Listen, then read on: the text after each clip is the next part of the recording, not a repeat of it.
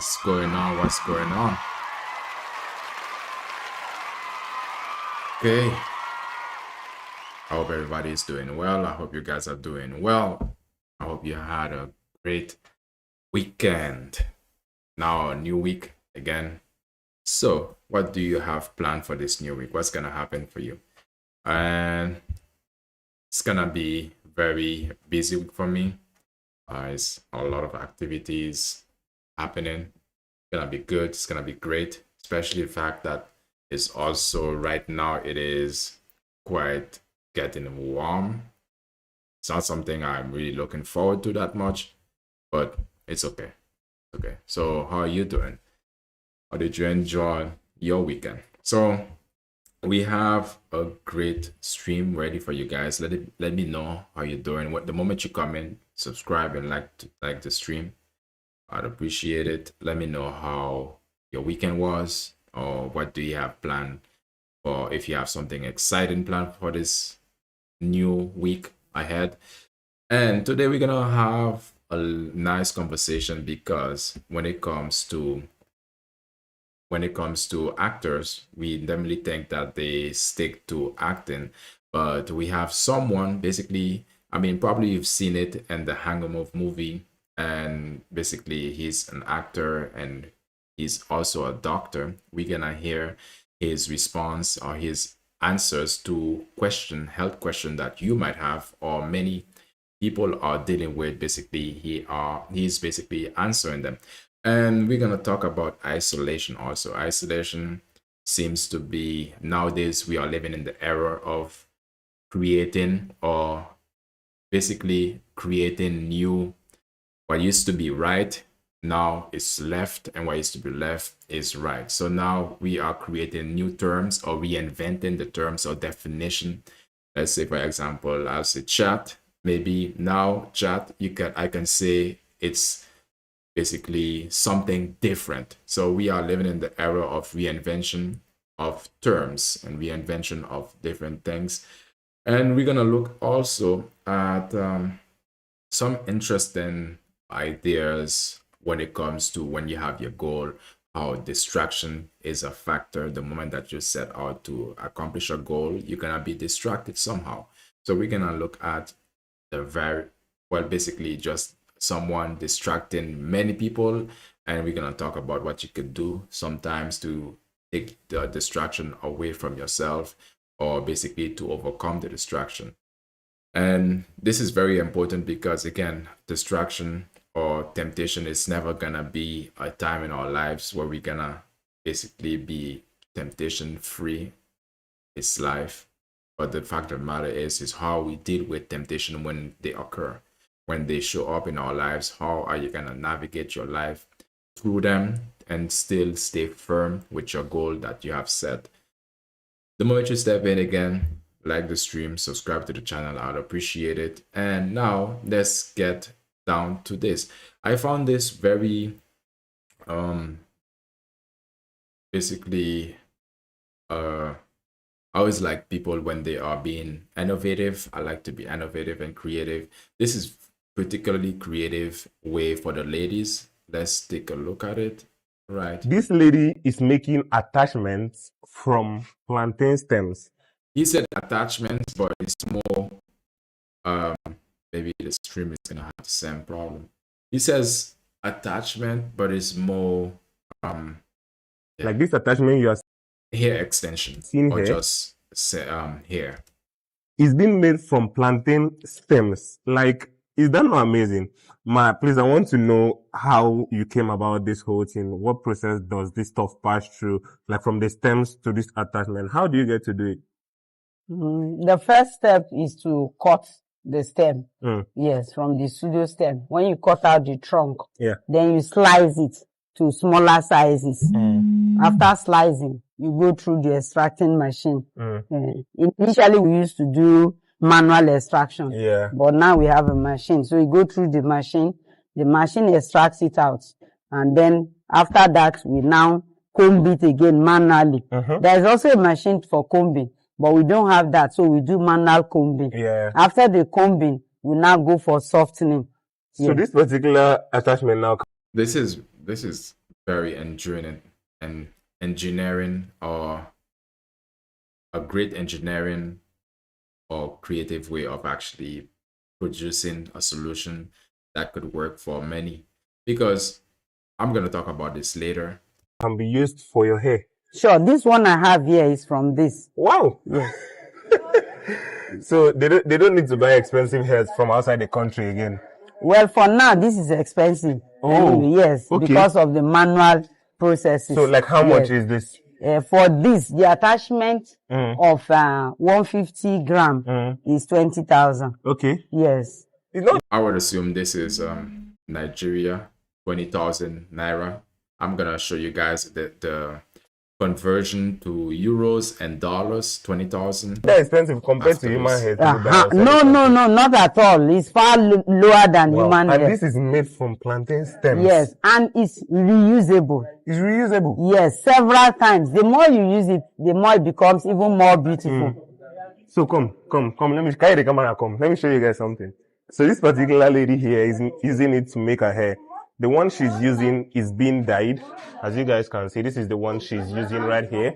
It's being dyed, and that's what she's using to make her hair. And you can see how fine it is looking. Wow. And that is plantain stems.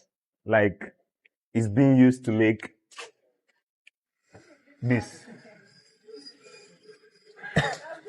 I'm short of words, man. This is one of them too. Yes.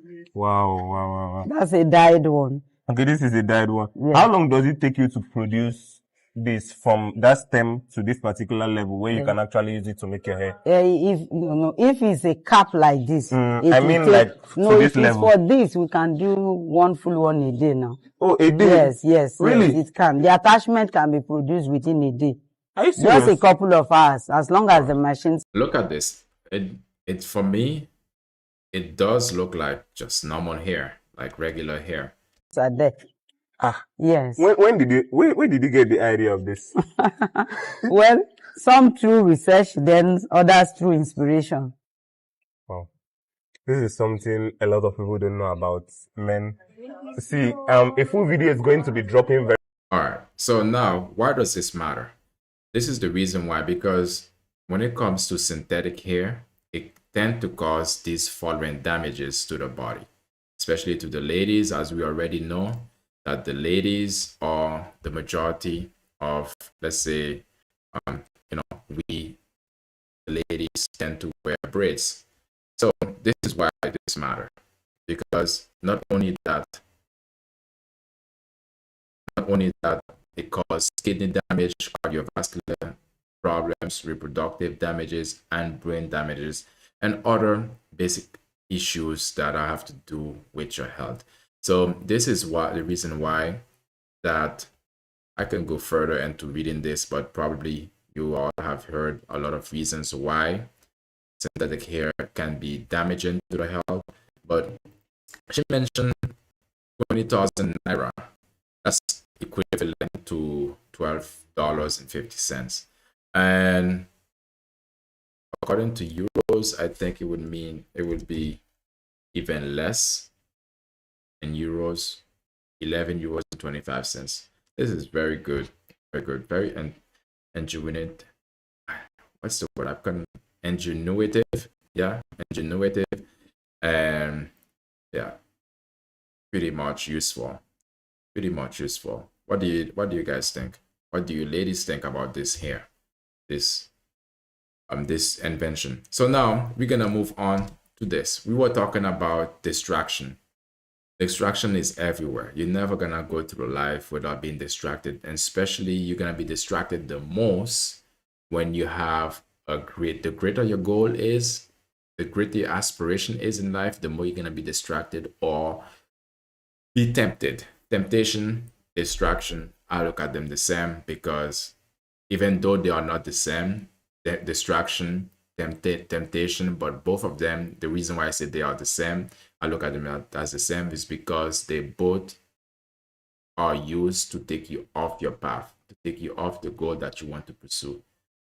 This video right here is without sound. I removed the sound, but I'm gonna be talking over it. So imagine now you're at the gym, you're on the treadmill, and this guy or someone just happened to have cake. Look at her eyes. This is a bittersweet moment right now. She's like, why are you doing this to me? I love cake and I want to train, but why?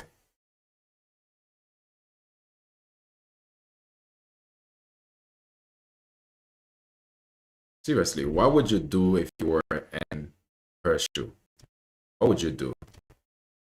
Let me know if I think maybe the stream is lagging. Let me know if it's lagging, if the sound is coming out choppy.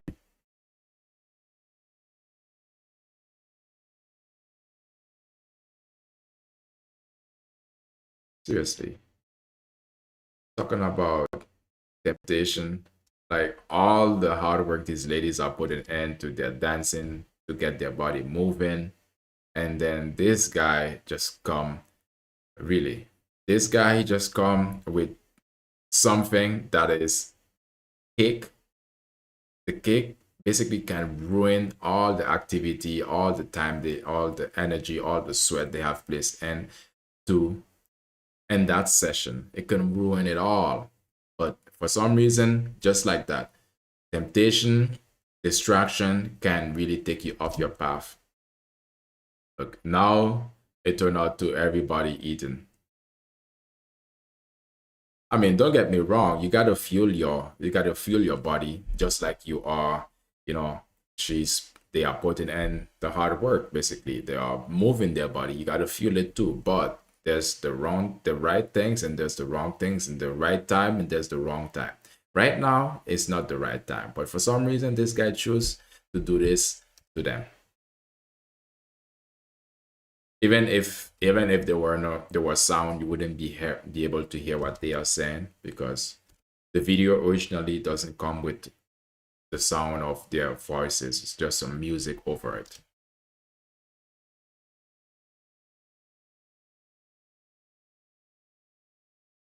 And the fact of the matter is, this guy is such an asshole. Like, the fact of the matter is, he's bringing food, not helpful food. He's bringing food that are gonna basically derail them. I think this is probably his gym, or he's working with the people that are the gym owner. So basically, he can keep these people not experiencing real changes in their life. Like, seriously, no way. Cake, seriously. And this is the trainer. Oh god damn. Oh god damn.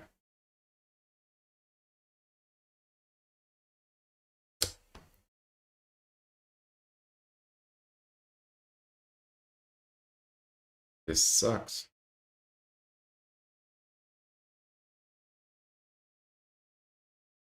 What would you guys do if you were in that position? If you were tempted that much, what would you do? Would you basically go with it? Would you, just basically take your share of the cake?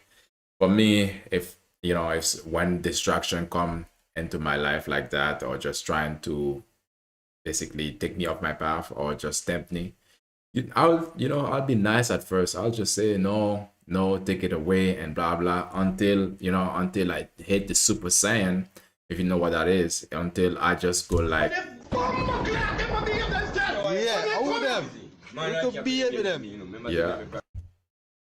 yeah. Hey, welcome, Richard. Where is their willpower? Exactly, right? That's what I'm saying, Richard. Where is their willpower? Because again, there will always be a time, once you have a goal, once you open yourself, or you say, this is my goal, you also open up another door, an invisible door that says, okay, now I'm open to temptation, and this is what's gonna happen. And yeah. Hey, Richard, tell me, I don't know what's going on. I think my sound is choppy, like it's lagging. Let me know if the stream is lagging.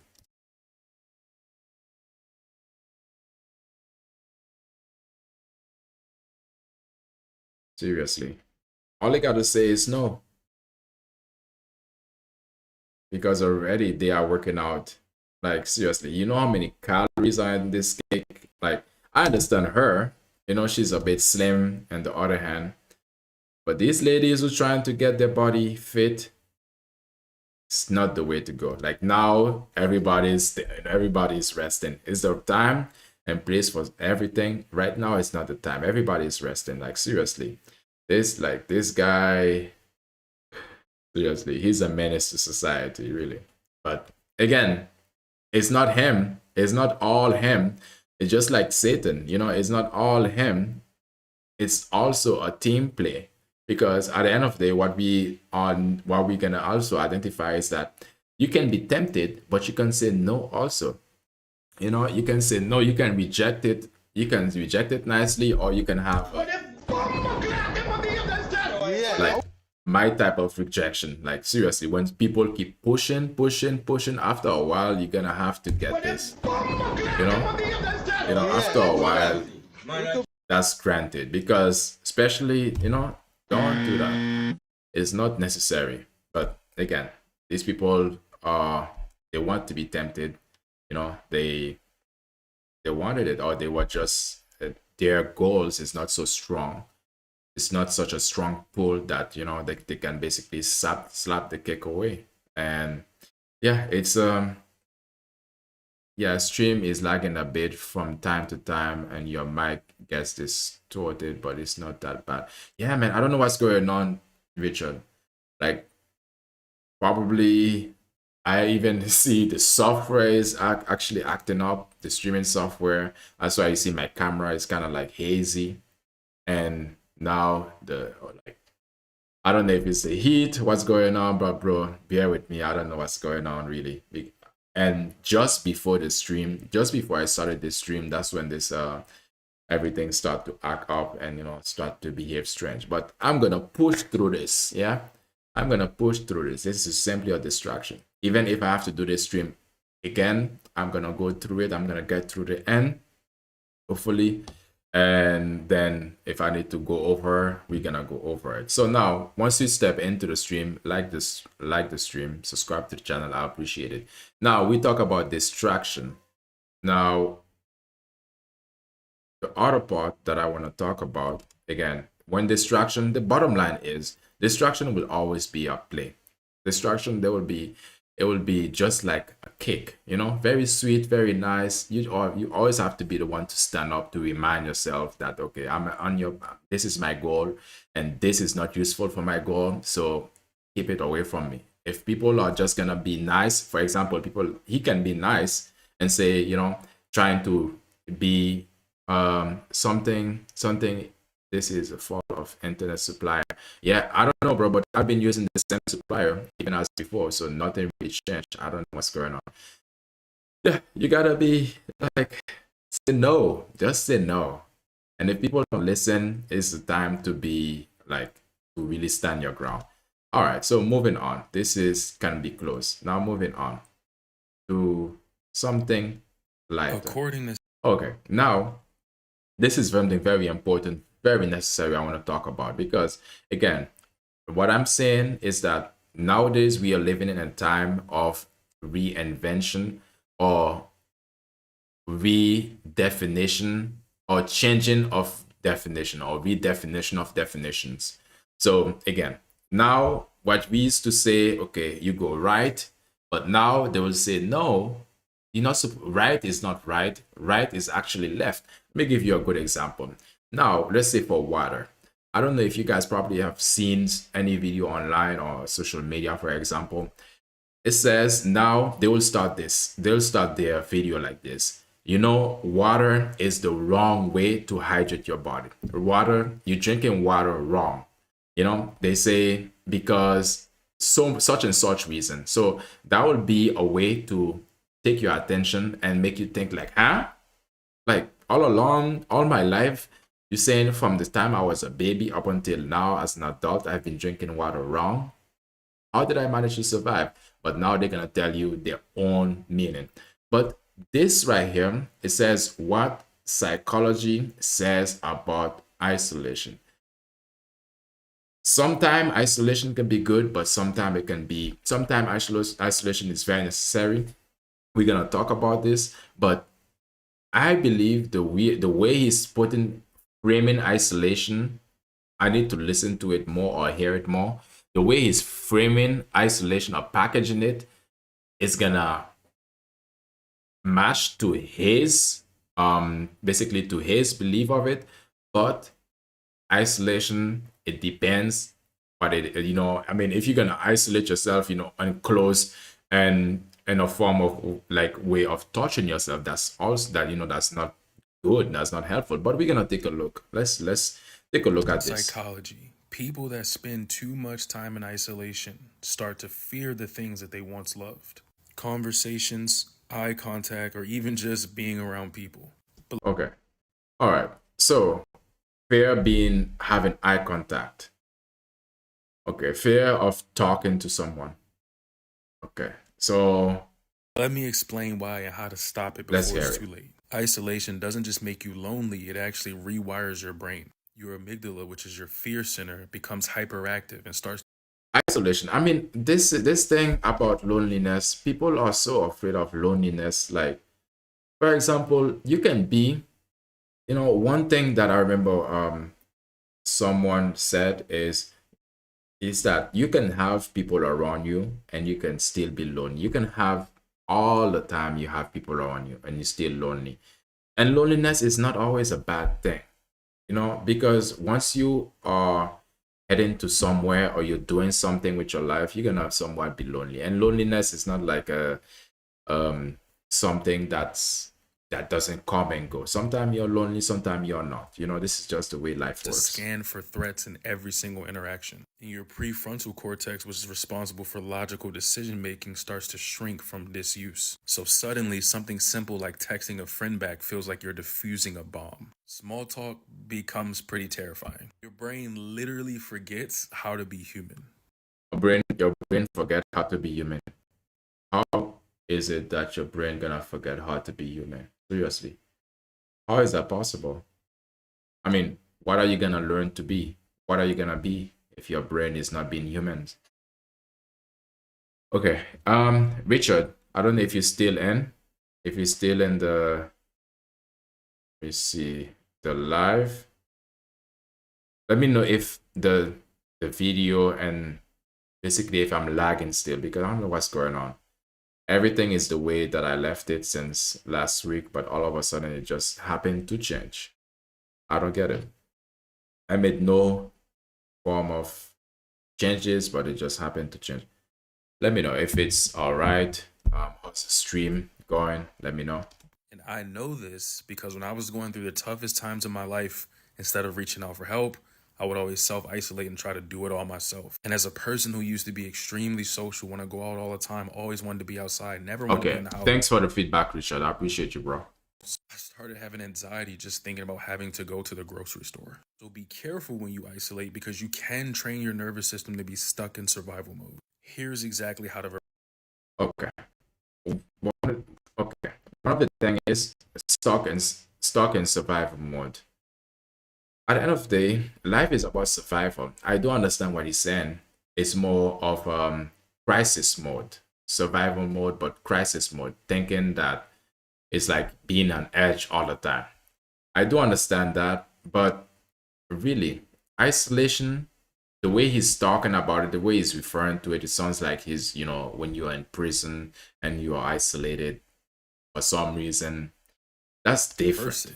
Number 1, the 5-minute rule. Talk to one person a day for at least 5 minutes. It could be a family member, a friend, or a cashier at a restaurant. I don't care. Yeah. But keep your brain's social muscle going. And the second step is to always... That's true, Richard. Life is a constant fight. And it never ends. It never ends. It could mean, because fight, a lot of the time, fight, people think it's physical fight, but it's a lot of it is like trying to keep your mind sane as well. It's a lot of it. But I understand for him, he's saying isolation, that's how it affected him per se. But generally, it's not like that. And I'm going to prove it to you. Please practice eye contact, even with someone you're not having a conversation. Okay, eye contact. I mean, sure, but there are some people who cannot have eye contact. There are some people, when you have eye contact with them, it makes them feel overstimulated. And meaning that it's hard for them to focus with having eye contact. And they say, yeah, eye contact is a good way to show that you are confident and all of that. Yeah, but let's think about this. There's no one rule for life. A lot of the time, people can be confident, they just don't want to look at you in the eyes. I mean, you should ideally have eye contact with people if you can, but because you don't have an eye contact with people doesn't mean that something is wrong with you.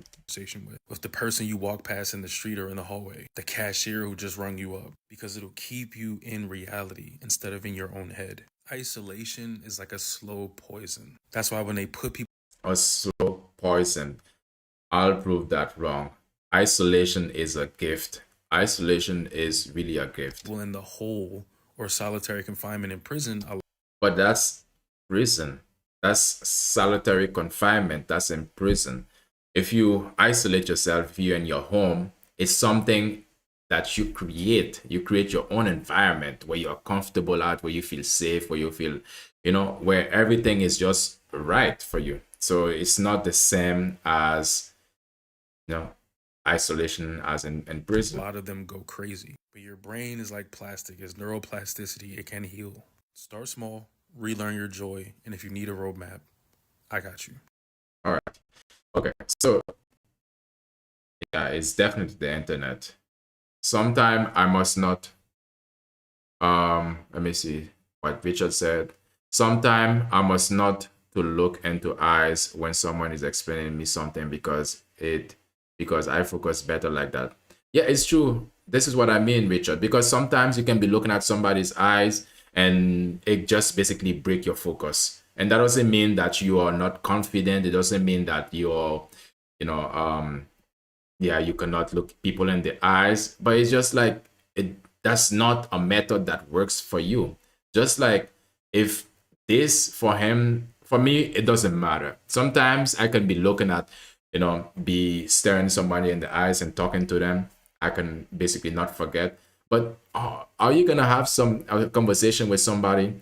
They say that when you're staring for too long is rude, also meaning that you can be looking at somebody in the eyes for too long and it can feel rude, or it can basically bring you across as being aggressive. So it really depends on the emotion that you have, also the connection or the connection that you have with person, because a lot of the time looking somebody in the eye, let's say for us as me and you, Richard, as guys, when we're trying to seduce or attract a girl, one thing you want to know is that basically eye contact. When you have eye contact with her, and if you connect, because you're trying to connect and come to one ground, when you have eye contact with her, then you can know whether she like you or not.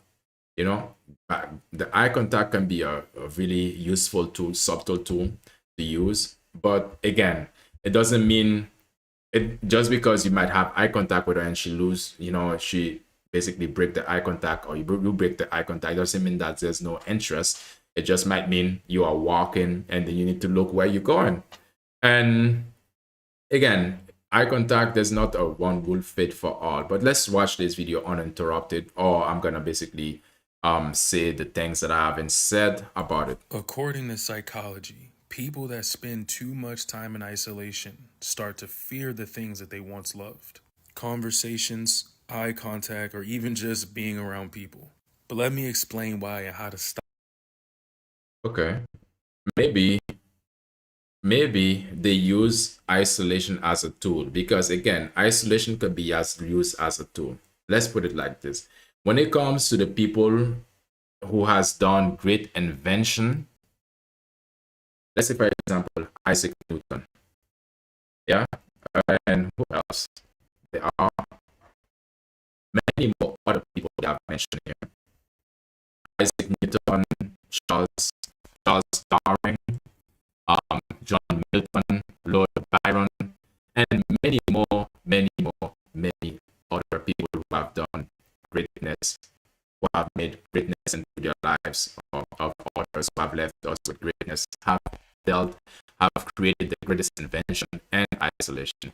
And the fact of the matter is, when you, even a seed, whatever, it could be whatever seed it is, it can be mango seed, it can be apple seed, or whatever seed. A seed is grown in isolation. When you take that seed, you put it under the ground, you put it in soil.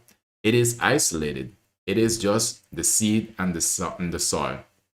Isolation is not for everybody, because if you cannot control it, it can maybe make you feel lonely and make you feel disconnected. But all of it is in the mind, really. All the people who have done such great inventions have done it in isolation. Let's even look at, let's say, scientists, they also talk about the different tips of the things that you could do when it comes to do with isolation, how to use isolation usefully.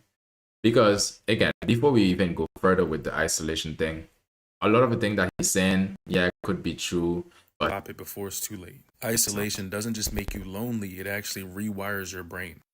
Isolation doesn't make you lonely. If you are lonely, loneliness is something that happens again.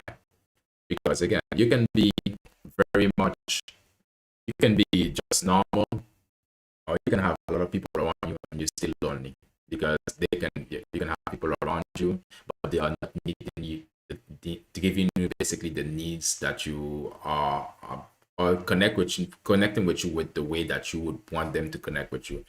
Because there's a lot of time people who you wouldn't expect to be lonely, because they are very outgoing, they are very social, they are very communicative, and they aren't isolated, but yet they are lonely. So how do you explain that? So it is to say that loneliness doesn't come with, because it's isolation you become lonely. No, it's varied. It's it goes from different, changes from people to people. So now moving amygdala, which is your fear center, becomes hyperactive and starts to scan for threats in every single interaction. All right. If you start scanning for threat in every interaction, then yeah, you probably are hypersensitive. Then something that you probably have to take a look into your mind.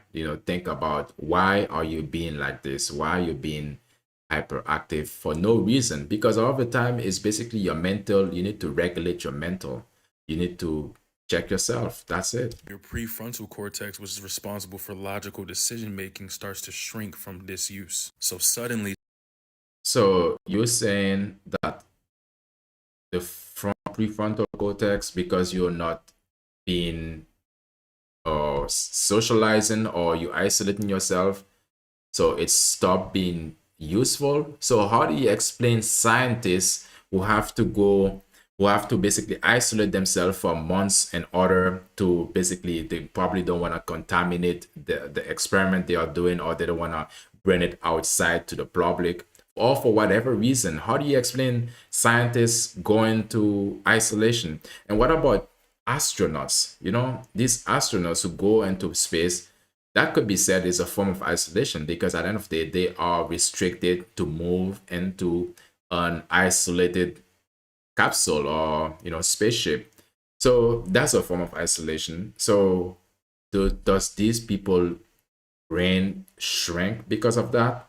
Something simple like texting a friend back feels like you're defusing a bomb. Small talk.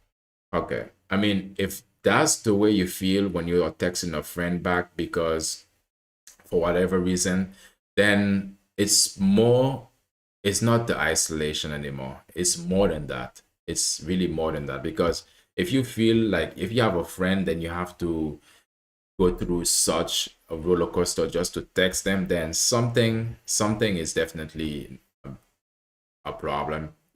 There's something you really need to pay attention to, and it's not because of the isolation. I mean, it's not because of that. Probably your friendship has made to an end. Probably this person, you don't feel the connection that you used to feel with them anymore. I mean, seriously. Becomes pretty terrifying. Your brain literally forgets how to be human. Okay, if your brain forget how to be human, then what does your brain forget? What can it do? Because I thought human being is the is the basis of the operating system of human being. So how are you gonna forget how to be a human? Like, I can assume maybe your conversation skill might decrease, but it doesn't have to. Let's say, for example, people who go to isolation and they are reading every day, or they are, reading or writing. Reading and writing helps you not to just think better or to process your thinking more structurally, but it also helps with your communication. So what about that?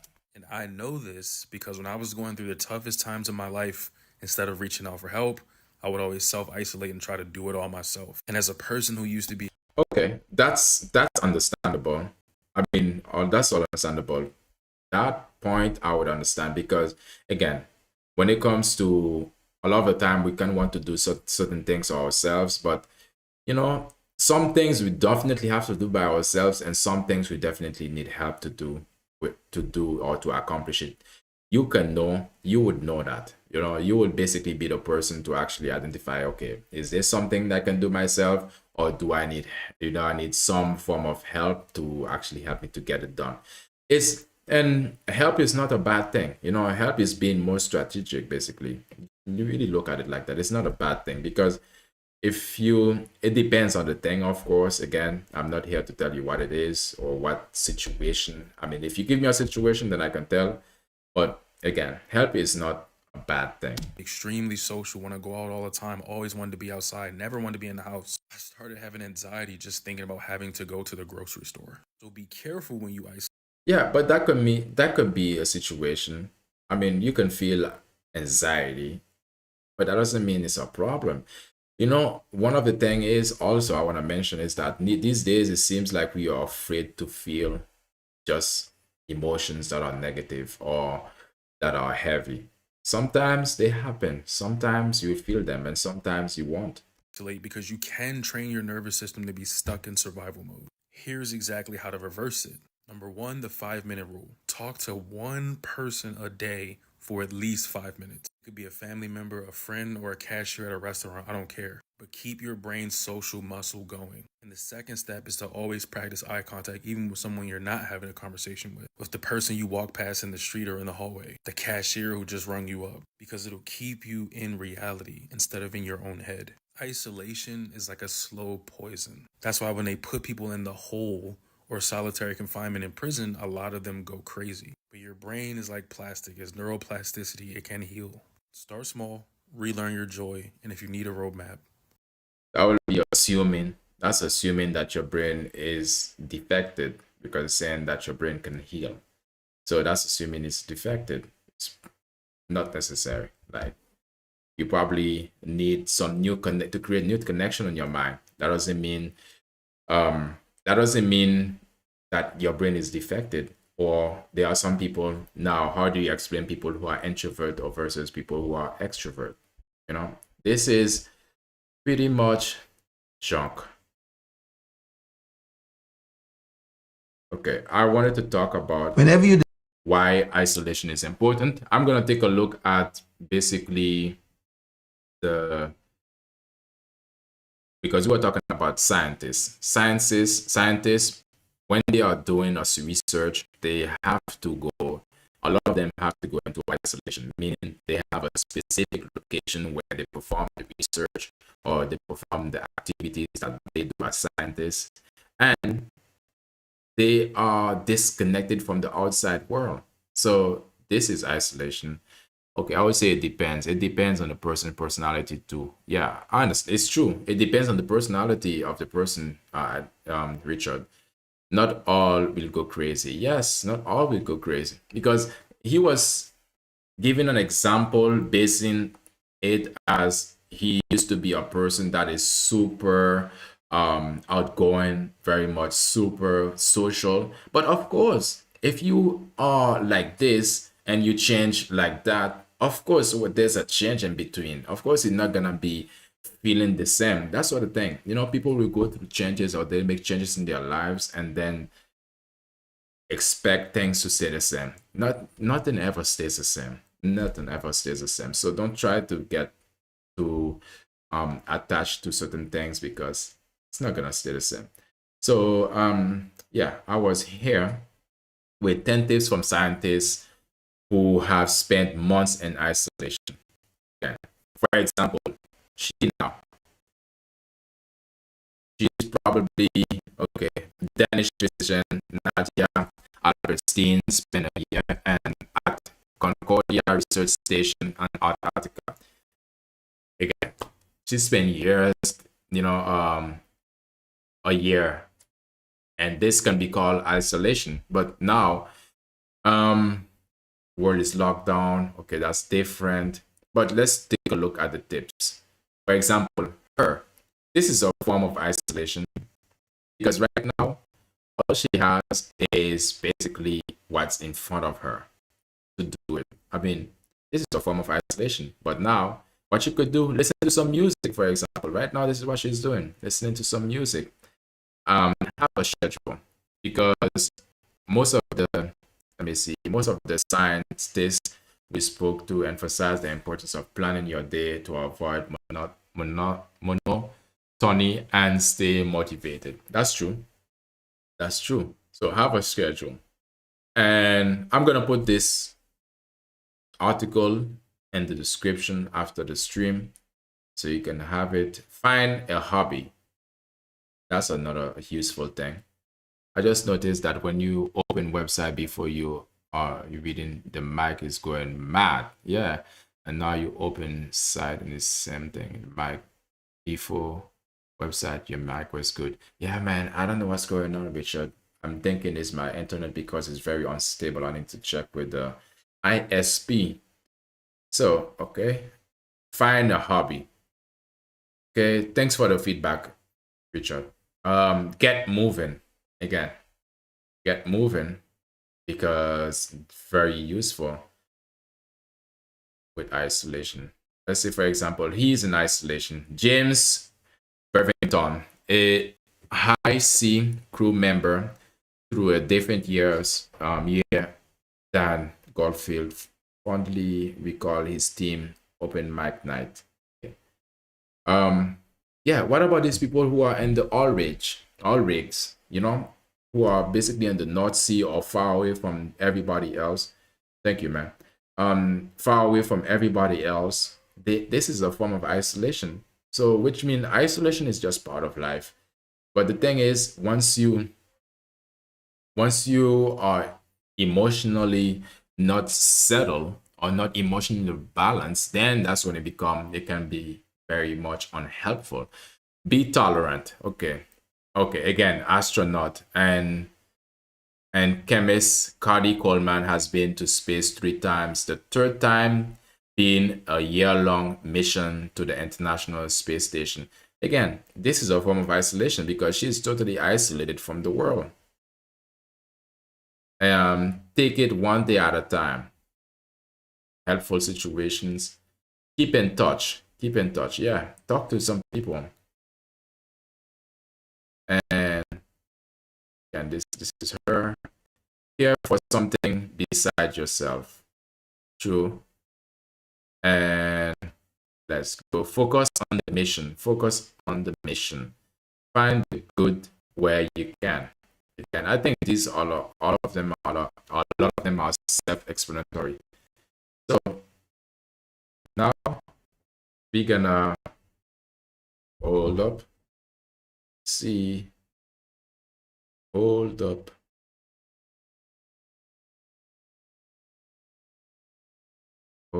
up. Okay. Now, Dr. Miles Monroe is going to talk about isolation. And tell me if that makes sense to you. Because, again, not to forget that the majority of great inventors, greatness have been built in isolation, and then it came into our faces. Almost everything. Before we know it. Even you were born in isolation in your mother's stomach. It has an isolation, a form of isolation. But I'm thinking what he means is when you chose to put yourself in isolation. That's a different situation. But it doesn't mean that it's bad, because just like we say, for example, the astronauts or people, scientists or inventors, artists go through isolation. So now let's decide to become yourself, you become lonely. Right. Because everyone around you wants you to be like them, or they want you to be them. So when you discover that you are unique, you are special, you are important, and you decide to become who you are and achieve what you were dreaming, loneliness is the result. And I say this many times, and in my books I write about this, that every true vision only has one believer first. And it's the person who have that vision. Wow. Yeah, okay. Wait. And that's what makes it lonely. But what attracts people to you is when you decide that you don't care if you're lonely, you're still going to pursue the vision. That's right. So it's the desire to use your aloneness properly that makes people come to you. You're no longer alone. And so I have been alone most of the time. I'm lonely now because a leader is always lonely because they are out front. There's no one out there with them. I want you to think about it. If you have everyone around you, then you're part of the crowd. That's true. So leaders they live a lonely life. Yeah. But I'm laughing at your comment, Richard. I'm Googling Alistair Overeem. They chose that loneliness. And that's important. You have to choose to be alone if you're going to change the world. And every great leader in history, as you study them, they really found their true self when they was alone. Yep. You know, Moses was in the wilderness. Yep. Isolation again. Jesus Christ is in the desert. Paul went to the desert. You know, and so when you pursue something that is more important than the crowd, you end up leading the crowd. Wow. Someone said you cannot lead an orchestra. Yeah, man, he's a great fighter. Unless you turn your back to the crowd. Think about it for a minute. Wow. Yeah, so if you're going to be the leader, you got to turn your back on the crowd, and then you can lead life. Whenever you decide... Exactly. Talking about the topic of isolation. Make sure you're watching this. Make sure you like the stream, subscribe to the channel. Talking about isolation. Isolation, when you become what you want to become, the next topic is gonna be the main event. When you become what you want to become, when you have your goals or you have an idea in your mind, that's a form of isolation, because a lot of people are not gonna understand what you want to do. They're not gonna understand where you're going or what you actually want to do. That's a form of isolation. You gotta bring it forth into them, and bring it in front of them so they can actually finally understand and say, oh, that's what you were doing. You know, that's why I wasn't seeing you for so long. But again, it can be lonely. Again, loneliness, everybody suffered from it. Everybody can say they are lonely to a certain degree, but it's all about mental flexibility or mental stability. Yeah. Okay. Yeah. Yeah, man. Let me see, Richard, what you just said. Yeah, I think he's a kickboxer. I think I've watched maybe.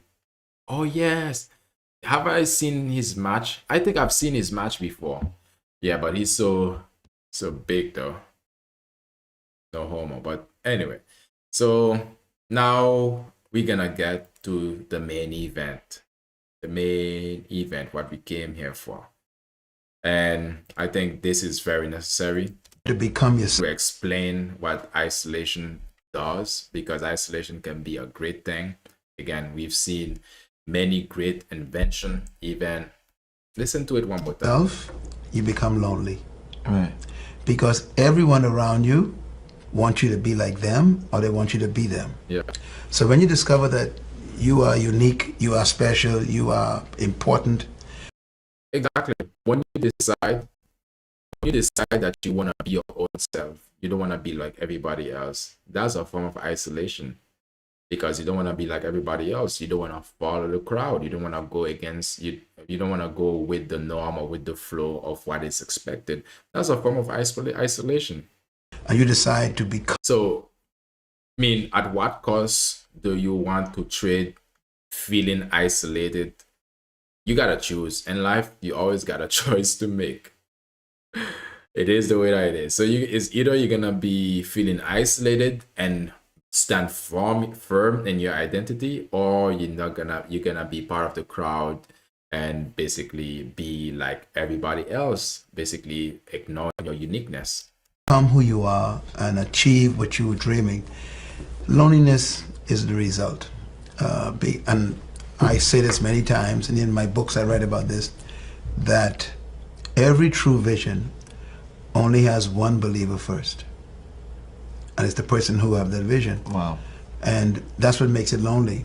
But what attracts people to you is when you decide that you don't care if you're lonely, you're still going to pursue the vision. That's right. So it's the desire to use your aloneness properly that makes people come to you. You're no longer alone.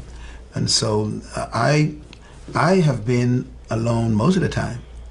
I'm lonely now because a leader is always lonely because they are out front. There's no one out there with them. I want you to think about it. If you have everyone around you, then you're part of the crowd. That's true.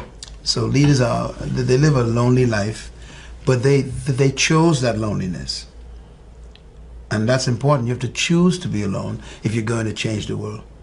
And every great leader in history, as you study them, they really found their true self when they was alone. Isolation. Yeah. You know, Moses was in the wilderness. Jesus Christ is in the desert. Paul went to the desert. You know, and so when you pursue something that is more important than the crowd, you end up leading the crowd. Wow. Someone said you cannot lead an orchestra unless you turn your back to the crowd. Think about it for a minute. Wow. Yeah, so if you're going to be the leader, you got to turn your back on the crowd, and then you can lead life. All right. That was something. Really. That was excellent. It is true, because the reason why it's true is that you can look at almost every leader's life. It's the same story. It's the same. This is a blueprint. It's the same blueprint. So a lot of things might be different in terms of the personality of the person or their attitude, but the blueprint is still the same. Isolation, when you apply it on yourself, it is useful. Isolation could mean that you think in a certain way that is counter to what people normally think, or the way that people normally think or expect you to think. So now let's get to the main event first. Let's make a... Hi. All right. So I don't know if you guys have seen him, but I've seen the movie.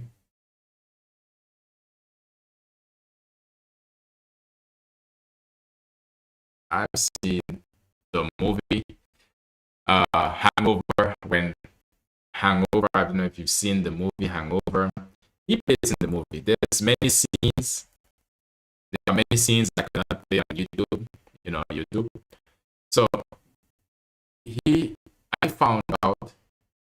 Wait, hold up. Let me see. No, you never seen the movie Hangover, Richard? Richard. Hangover. Don't know it. Okay. But basically, he is not just, because when I saw him in the movie in The Hangover, I had no idea that he was a doctor also, Mr. Ken Yuan. And he's gonna tell his story, which is better that, when people are able to tell their story, it's better that they tell it themselves, because anyone else who's gonna tell it for them is just gonna basically wash it down. So now let's get to this. But first, we're gonna take a look at what he's as a doctor, the advice that he could give, and the questions that he's gonna answer, and then we're gonna hear more about his personal life. Probably some questions you might have or have had asked in the past, maybe in your mind, maybe to other people, or you've wondered about, but now he could maybe be the one to help you to find the answers that you're looking for. So let's get Dr. Ken Jeong of Dr. Ken, and welcome to Doc Support. right, first question from Ashley at Queasy Bake. How do I know if I have the stomach flu or a hangover? Well, honey, did you drink last night? Exactly. Glug glug, did you have food or did you have alcohol? The internet is not for stupidity, ma'am. The internet is for smart, established doctors like me and my friend Lewis here. Think before you tweet. Okay, another question? Okay. Kelly _ Sheridan 1, finally, a great question.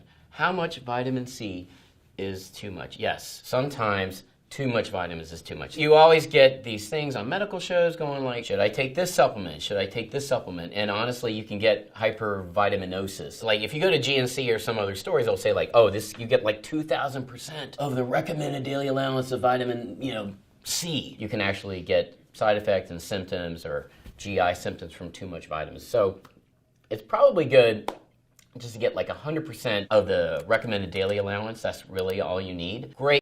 Okay, recommended daily allowance. He didn't speak about that. But normally when you buy a vitamin C, it's normally say how much you should take. Yeah? It normally says how much you should take, consume.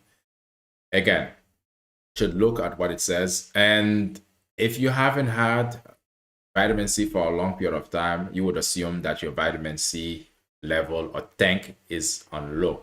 So which means what you could do is at the very beginning, you can take, if it says to, let's say for me, I normally use the powder version, and I think it's 10,000 IU or something, but normally you can take many, like you can use a lot of vitamin C, but again, you don't want to go overboard. Basically, you should know. I think the best way is to basically go with what the recommended dosage is said on the label of the product, because normally they give a direction or the dosage intention that they actually think that you should be consuming the amount. Great question, Kelly Sheridan. I'm not supposed to pick favorites. They told me not to, the producers, but you're my favorite. At Petite Macaroon says, I have a weird skin tag under my eye that hurts when I rip it off. What's up with that? Skin tag, is called a skin polyp in real life, it can be anywhere along your body. I think to rip off any lesion that you don't know about right under your eye, I mean, honestly, I can't think of a more ill-advised, stupid move than that. They can numb up the area, clip it off. I've actually, when I practiced medicine, someone had skin tags on their arm or extremities. You could always freeze it off with liquid nitrogen, and it doesn't hurt. I highly recommend that you have a professional. Oh yeah, exactly, Richard. Just eat red bell peppers for vitamin C and D. Yes, they do have a lot of vitamin C. But that's for some people, especially during the moments of the year where there's allergies, not just allergies, but the flu season. If you don't want to catch the flu and you want to load your body with vitamin C because it gives the body the natural protection that it needs. It's like, having soldiers to protect you. Remove it professionally. At Captain Handlebar asks, now, can we address the knee reflex test at the doctor's office? This has to be useless, right? No, it's not useless. We're not monkeys that... But, okay. Have any one of you, has this tool ever been used in any one of you? Not on me. I've never encountered a doctor using this thing. Use these just for props. We're not the carrot top of doctors here. And I can just show you right here. This is the knee. There's a tendon that connects the knee to the leg bone, okay, called the tibia. There's a tendon here. You want to check the reflex of this. You go, oh, let me just check that. And what that does, it checks really your whole nervous system in many ways to see that if your reflexes are intact, low thyroid levels in your body, which is very common, called hypothyroidism, you actually will be hyporeflexic, and you would not be able to elicit much of a reflex. So this sucker is very important, okay? Don't mock our tools, okay? We're pros, and we're sensitive emotionally. Fizzy Soda asks, how do you check your pulse? You can check it here. You check it here. You even check it here on your leg. A baby could tell you how to check a pulse. That was a redundant question, really. Oh, come on, anyone can ask. No. That was seriously a redundant question. You can't ask any question on Twitter. Just don't defend Shut up. I'm sorry I had to see that. It's just me and Lewis got in the whole thing and whatever. Okay, moving on. Rugio Kubo says, do I really need both my kidneys? You know what? That's part of the whole area of like kidney transplant. Ideally you need both because you were born with both. But so what do you want to do with one of them? You've heard of people donating kidneys to other people in need who have kidney failure. Technically, one can survive with just one kidney as long as it's normally functioning. Really good question. Hope I have more questions like this. At Haley Nesbitt 1 says, why do I always get cramps or spasms in my full leg nearly every day? Hashtag ouch, hashtag Dr. Help, no sleep for me. That I would definitely get checked out. Leg pain or leg spasm can be due to a multitude of things. Instead of saying what those 100 things are, you actually need to see a physician for that to determine, is it neurological in nature, is it endocrinological in nature? It could be due to a lot of different things, okay? True. It can be due to a lot of different things. So they have to go through a process of elimination, starting from maybe the obvious things, what the obvious reason why this situation could be happening to you, and follow to the least obvious one. He just doesn't care that he is a doctor and acts goofy. Yeah, I think at this point, Richard, he don't really care about being a doctor because I don't think he practiced anymore. I think he's no more of a movie star, but he used to be, he used to practice before he started doing movies and series. Okay. At Heis_Psi_EHS. Quick, what are the 3 parts of the brainstem? First one to reply with the correct answer gets a prize. Study, test tomorrow. Smiley emoji with glasses. Okay, so 3 parts of the brainstem are the medulla, the pons, and the midbrain. And the medulla, I believe, control the breathing, and the pons links the cerebellum to the cerebrum, and the midbrain, rudimentary vision and hearing. All for me, didn't have to look it up. I'm a smart man. Shut up. I forget, all right? I've been busy doing Hangover movies, asshole. At Wigan_Steven asks, any doctors on here? Can I drink alcoholic substances while taking erythropet antibiotics? Hashtag Dr. Help, hashtag doctors. You know what? Actually, that's a great question. Erythromycin, which is what erythropet is a trademark name for, it can upset the stomach and also is metabolized in the liver. So I would check with your doctor to see exactly how much antibiotics you're taking. I generally discourage taking any alcohol while on antibiotics because a lot of antibiotics are metabolized in the liver. You don't want to overload them with too much things that can be toxic to your liver. All right? Basic. Yeah, it's true. It's always best. It's always better. The rule of thumb is always better, especially if you get a certain medication from your doctor. The doctor knows the specifications or might know the specification of such medication, or you might need to go to the apotheke, to the how you call this, where you get your medication, basically, the nature store, for example, to find out if you can take alcohol with the medication. It's always better to ask, definitely, because and you go to the apotheke. How do you say that in English? Anyway, I'm having a brain fog. So it's better to always ask your doctor for direction on whatever question that you might have. 14 asks, what's the part of the brain that's going to deal with my emotional breakdown tomorrow? Hashtag AP Psych. There's many parts of your brain that's going to be dealing with kind of stress to take a test. So I wish you the best of luck, and I know you'll do well. All right? At Stu Bunny asks, if anyone has any ideas for how to deal with sinus headache and pressure, I'm open to hearing it. If it's been going on for weeks at a time, I would actually consider antibiotics. I would consider going to your general practice doctor or even an ear, nose, throat doctor, an ENT doctor to get treatment. At Dr. Claire Kane says, help, need emergency hiccup cure before clinic starts in approximately 5 minutes. Ah! See, scared you. All right? At Life's the Pits, why is my eye twitching? Oh my God, stop. First of all, probably stop using words like, oh my God, stop. Maybe get some more sleep, drink less caffeine. Right? Yeah. Or it could mean that your weight is changing, your body weight is fluctuating. It could mean that you also eat something that you're allergic to. It could mean, he said, sleep already. What other reasons why your eyes twitch? It could mean that you are having an allergic reaction. I think I already mentioned that. It could mean a lot of reasons. That's a time you take to basically go through the process of eliminating things. Or, let's say, for example, you need to fix your sleep, or minimize the amount of caffeine that you're drinking.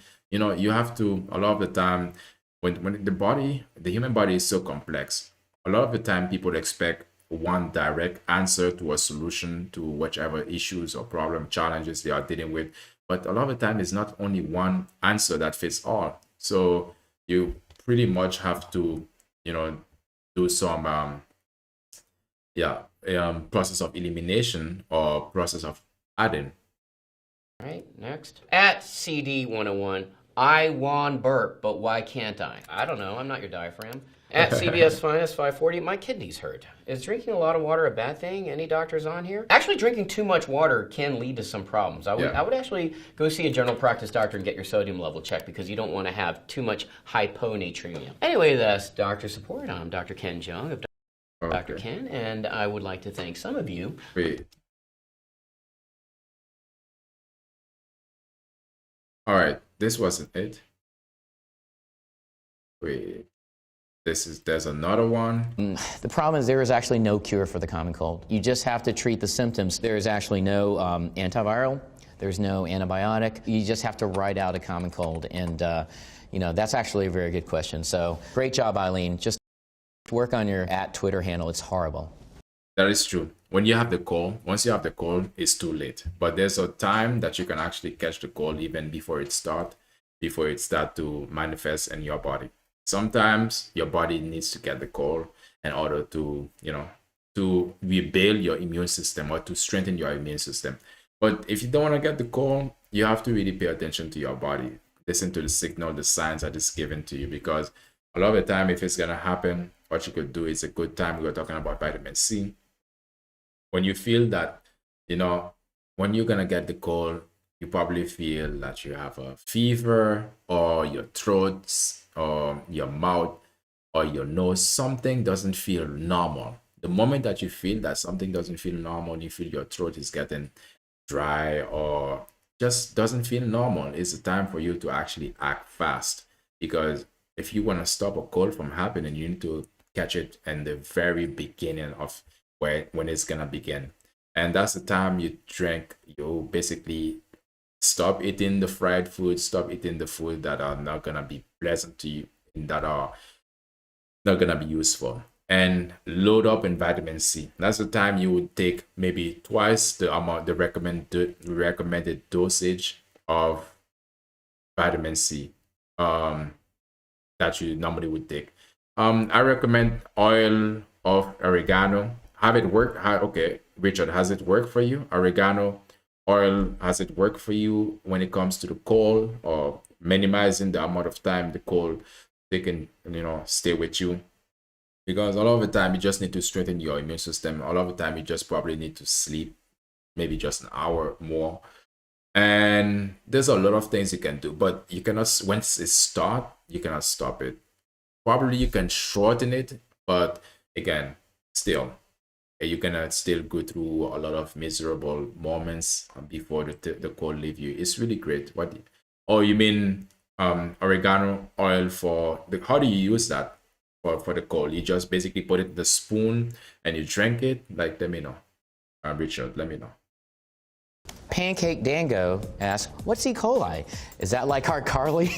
Come on, man. E. coli is a bacteria that can cause massive, overwhelming body infection. iCarly is Miranda Cosgrove, okay? I am here to protect Miranda Cosgrove's rights, which is, I think, is why they call it the Miranda rights. Shut up. Alyssa Ashley says, does anyone else get sick when they're really stressed? If so, how the do you prevent that? Yeah. Well, first of all, stop cursing in your tweets, okay? It does you no motherfucking good, okay?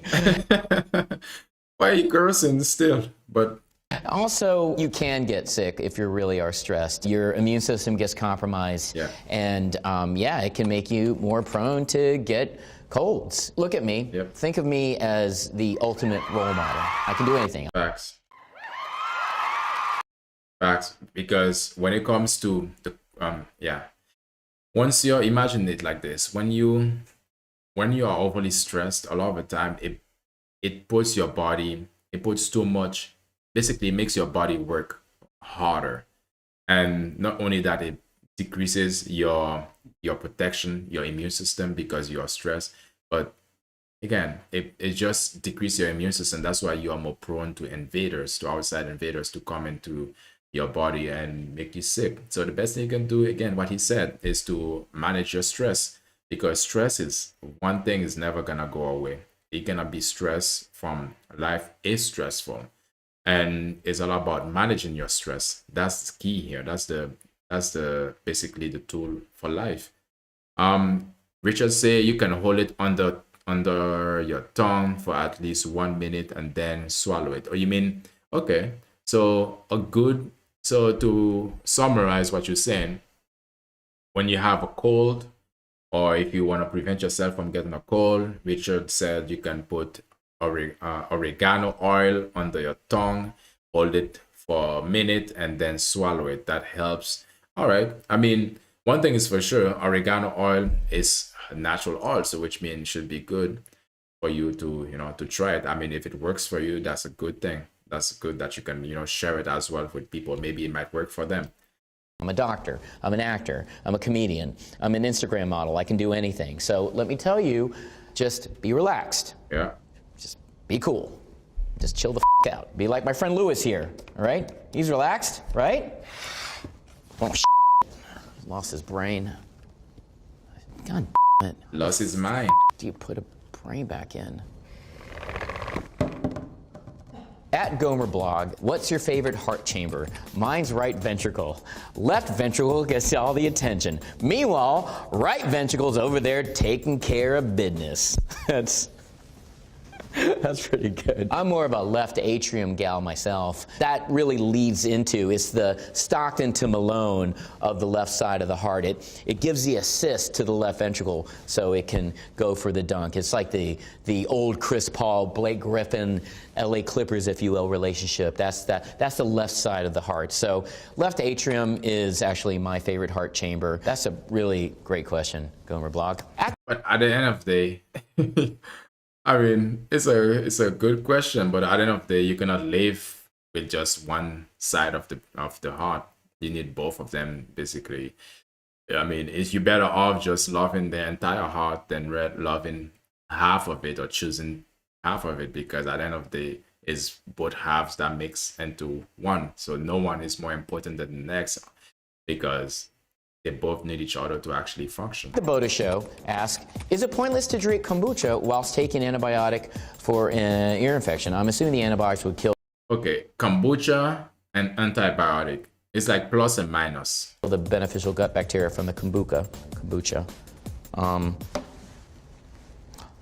me just, no, I'm not calling anyone. I'm looking at this tweet. I don't really understand. Is it called kombucha or kombucha? Kombucha. Kombucha, okay. Is it pointless to drink kombucha whilst taking antibiotics for an ear infection? Great. Thank you. That was my wife, who's a doctor, and the official answer is, I don't know. Grace at A Fool of My Heart says, how long should I go without using earphones after having a really bad ear infection? Did you ever think using those earphones would cause that ear infection? Yeah. Maybe get a speakerphone or something. Let's say you do have a really bad ear infection, which is called otitis externa. That's actually an infection of the outer ear canal.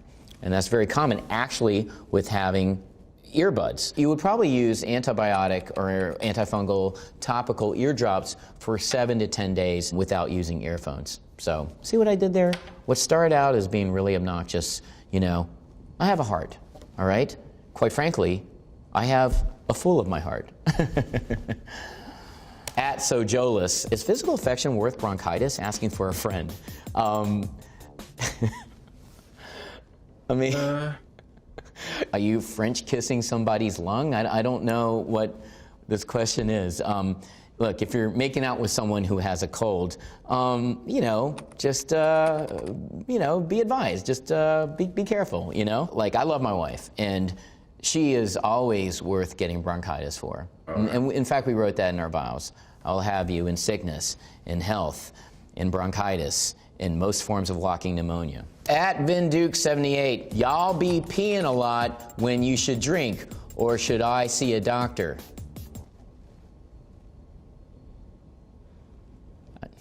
I think what he's... Yeah. What did you just say? Like, seriously, what did you just trying to say in John Hopkins? Man, like, when people are writing like this, okay, it looks creepy. Don't be afraid, Richard. It's okay. I can assure you, Richard, after this stream, you probably will see him somewhere. Whenever you decide... No, not that. Medical language is, excuse me, I tend to have a lot of frequency, and combined with bouts of retention. Is it my prostate? Should I see a urologist? In all seriousness, if you find yourself going to the bathroom a lot when you drink, you gotta ask yourself, like, caffeine is a natural diuretic. So if you're drinking a lot of coffee, it actually makes you diurese, makes you urinate a lot. But let's say you're drinking, like, regular amounts of water that you normally drink, and you find yourself going to the bathroom a lot, urinating a lot, or if there's blood in your urine, no, you definitely should see a doctor. It really depends on how much you drink and what you're drinking, and is that different from your normal routine of drinking. So. Yeah, and also it could mean, it probably is best that you go see your doctor, because it could mean also that you are in an early stage of diabetes. That could mean the case. That could be the case also. Great question. But you said, Richard, an oil of oregano is sharp, spicy. Everything is spicy now for you, eh? I mean, you realizing it is good, because now you're noticing, Richard, that spiciness. Yeah, definitely. Oregano. I mostly, the oil, I don't remember when was the last time I used oregano oil, but I do use the herb, the herb itself, almost weekly, I would say. At Shaq Strife, how to avoid being nervous while checking blood pressure. That is actually a very common cause of elevated blood pressure in a doctor's visit. You can get what they call white coat hypertension. I think the key actually is for the doctor to recheck it again. If it's really abnormally high, and it's usually not very high, maybe you just wait 5-10 minutes and recheck it again. It should be fine. At Ashley Renee 94 says, can you lie when filling out paperwork at the doctor's office? Of course you can. You should always lie when filling out paperwork. Telling the truth in life rarely does you any good unless it fits your narrative. So, can you lie when filling out your paperwork? Not all the time, but you should. What the kind of question is that? At Mikhail Ludoff asks, does anybody else forget how to breathe when the doctor puts the stethoscope on their chest? Actually, you know, to be technical about it, Mikhail, you don't forget to breathe, or you die. It's like maybe taking a deep breath, inhaling or exhaling. And that's not your fault. That should be the doctor's, if you forget to do that, the doctor should tell you to take a deep breath, to inhale or exhale. At Max, and it's not that you forget, it's just that basically you've been breathing automatically. Like right now, we are breathing automatically. So when the doctor put the stethoscope on you and they're trying to tell you to breathe in, now you have to put it into your conscious, and it become conscious, something conscious you have to do. Then that's when people actually stop breathing for a moment, but you don't stop breathing altogether or for such a long period of time. Yourself out. I have yet to see anyone ask the real questions, such as, is a placebo fake if it works? Dude, that's actually an amazing question. There is a medical phenomenon called the placebo effect. If something may be psychosomatic in nature, if you have a placebo used to treat that actually may be therapeutic. So that actually means the placebo works. Yeah. So that's like a great question. Addo Race asks, I have a question for my doctor friends of Twitter. First, how often should I get a tetanus shot? Second, how often do I know if I have a tetanus? Third, how much is a tetanus shot? First of all, you spelled tetanus wrong, but I'll forgive you for that. Getting a tetanus shot at least once every 10 years is very important. At Les Marique, I cannot stop craving orange juice. Do I have scurvy? Normally I would laugh at someone who puts 4 question marks in a tweet. But scurvy is a vitamin C deficiency. Yeah. Orange juice is full of vitamin C. In America, in any westernized country, an industrialized country, chances, scurvy is very, very uncommon. But If it's something that you're really concerned about, you know, I would just talk to your physician. All right, I think we're done with doc support, and I just want to say thank you so much. Thank you, Louis. Sorry I didn't get a chance to talk to you that much this time, but most of these questions are... Okay, I think that's it. But yeah, the placebo show how powerful subconscious mind can be. It's true though, very much true. When it comes to that, Richard, really the placebo does work in some situation, because a lot of the time they say the placebo, it works maybe 14% of the time or just a small percentage of the time. But the fact of the matter is, it works. It might not work 100% of the time, but it still works. And I think it was just today I was watching something on social media. I was showing that there was basically a prisoner basically who was on death row, and he was scheduled to be executed at a certain point of time.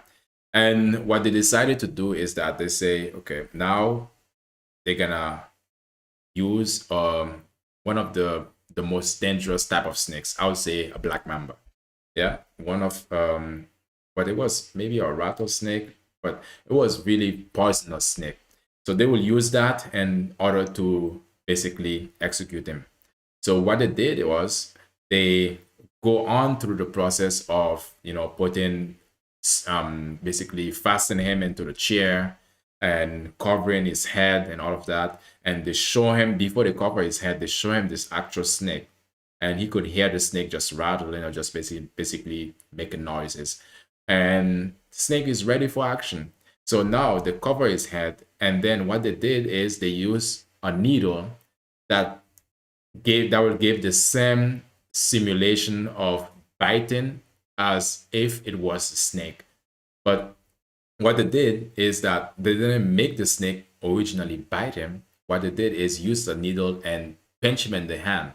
And he felt it, and he thought it was an actual snake bite, and he died.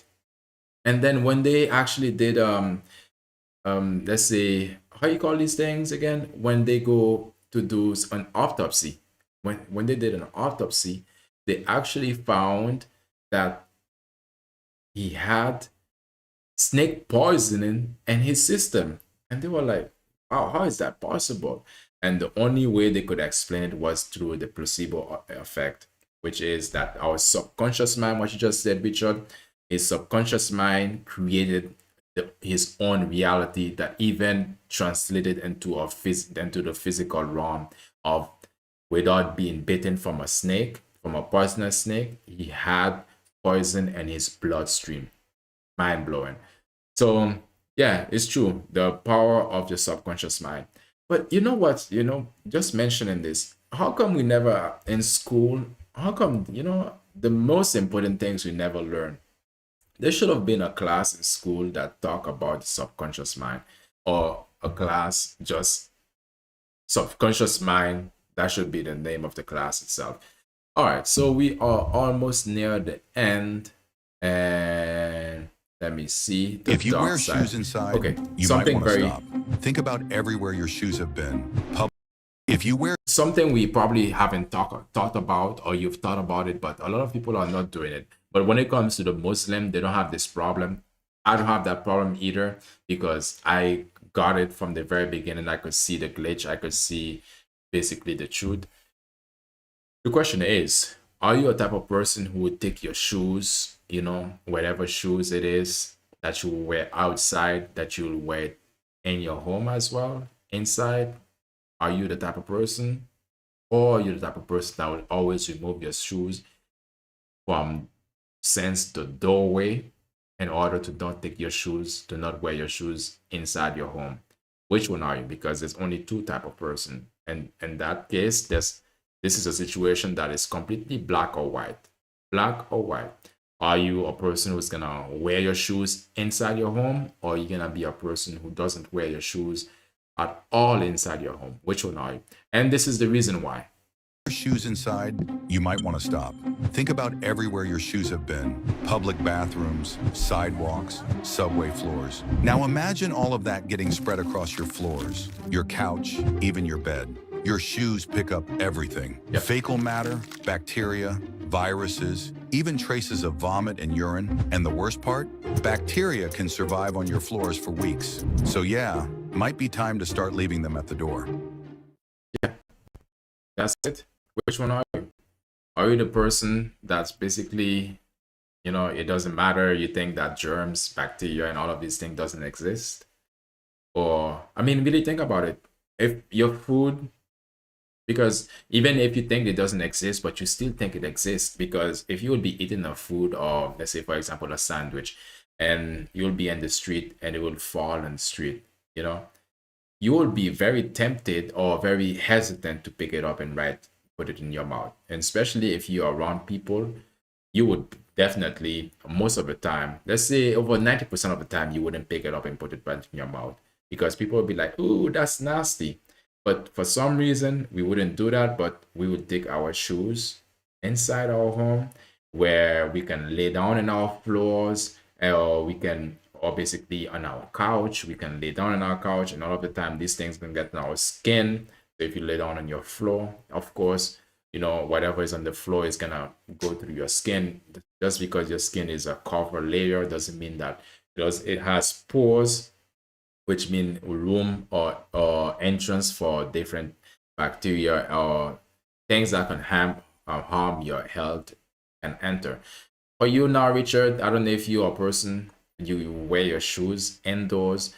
From now on, bro, before, you know, one thing I would definitely say that also help you to stay fit and not sick all the time, because some people might say, oh yeah, it's helpful for you because you are strengthening your immune system. Yeah, I mean, there are other ways to strengthen your immune system. You don't have to bring shit from the outside, because again, think about it, there's dog shit outside, there's so many bacteria, so many different things outside. And when we walk in the streets or the pavement, very, very much so many things. And then we're going to use our same shoes that we wear outdoors to bring them inside our home. You know, think about how filthy some people's homes are, their floors are, how filthy that is. Yeah, that's good. That's good, Richard. You don't, yeah, man, don't ever do that, because it just doesn't make sense, really. It just doesn't make sense. Think about it. Like, you wear your shoes inside your home and outside. Like, how nasty can you be? When I was going through this video, it was showing that if you wear shoes inside, what would happen in it is that the Arabs were saying, like, they don't have to deal with this because they normally leave their shoes, or you wear sandals, or you leave their shoes outside. Yeah, like for me, I've been doing this ever since so long as I can remember, that yeah, I never enter my place without any shoes on. And especially, and the other thing is too, when I have guests, same rule. If you're gonna enter my place with shoes on, if you think you're gonna do that, then you're better off just staying out. I don't care who you are. It doesn't matter. It doesn't matter. I don't care who you are. You're gonna have to remove your shoes in order for you to actually have access to my home. And if for some situation there's an emergency, and then, you know, shoes, I have to wear shoes. I mean, people on, because my emergency would be controlled. If it would be from other people, you know, then what I will do, I'll clean my floor afterwards.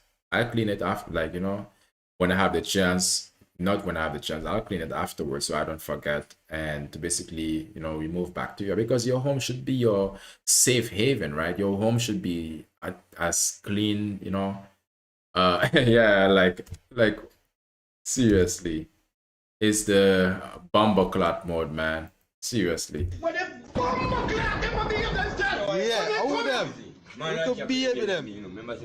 Yeah, Richard, I don't know. I don't understand why people do this, but sometimes, a lot of the time, most of the time, we are living automatic, meaning that we are not thinking of the things that we do, of the, you know, the things that we've done, of seen being done in front of us. We're just doing things, you know, mindless, you know, basically we're not thinking about them. There's a lot of different things that we are doing that we basically don't think that they are harming us, but we just don't pay attention to them. So now moving on, we are almost at the end of closing the show.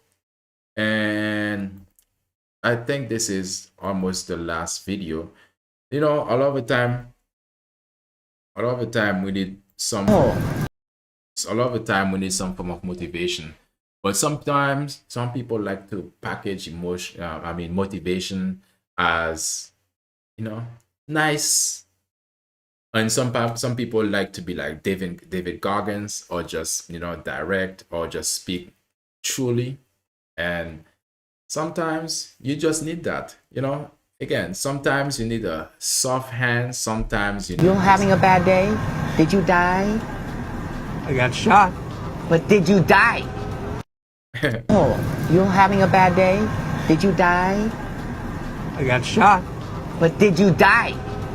Yes, again, if you're having a bad day and you didn't die, that's proof that you are resilient. That's proof that you are not finished.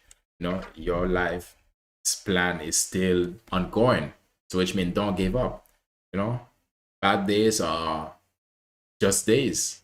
It's just normal. And it's like, I mean, it's not normal, it's just bad. Just like you have good days, you can have bad days.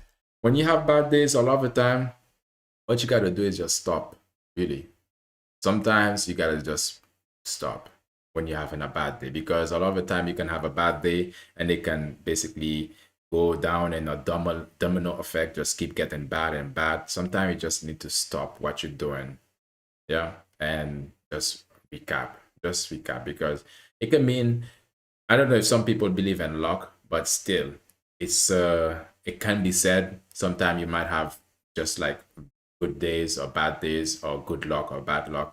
It could mean that, you know, it's just not your day. Sometimes you just need to go and reset and do things that just like just different, basically.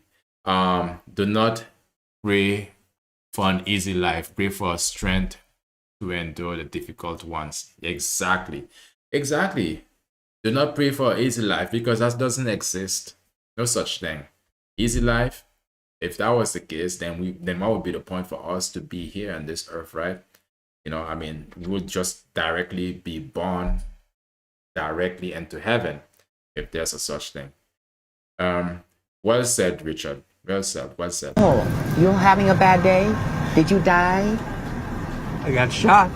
But did you die? Exactly. So now the last. What?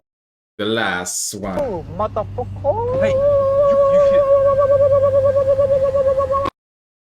What? Toodaloo, motherfucker. Hey, you shit.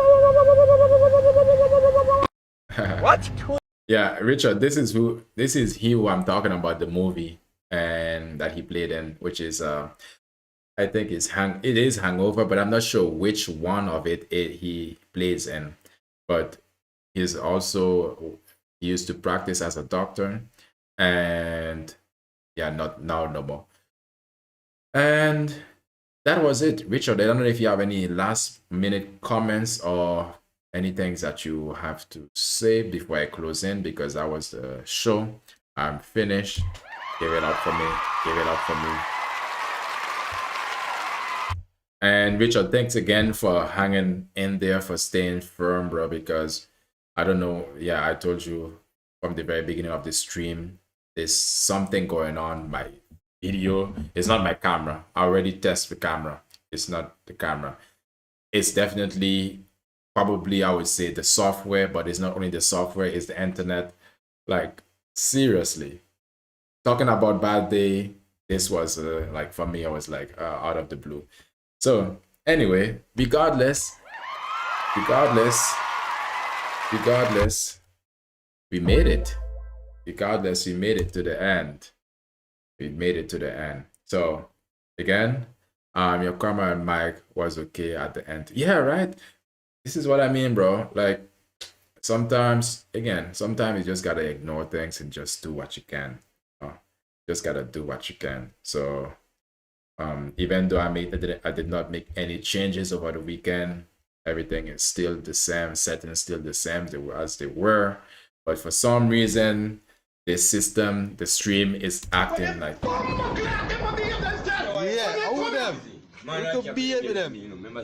That's how I feel about it. That's how I feel about it. Yeah. Yeah, really. Bruh. Like seriously. But yo, Richard, I appreciate you, man. I appreciate you for always being there.